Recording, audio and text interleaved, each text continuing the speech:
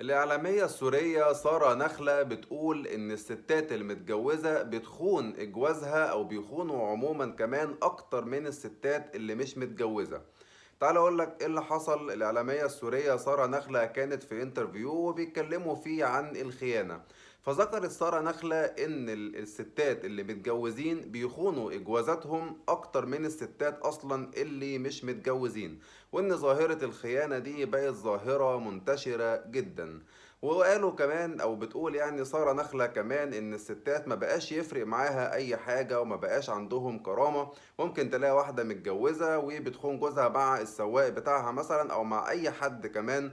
عامة الستات بتخون جوزها معاهم يعني عشان الفلوس، وما الستات ما بقاش عندهم أي نوع من أنواع الكرامة. المهم إن الماديات تفضل ماشية بشكل كويس.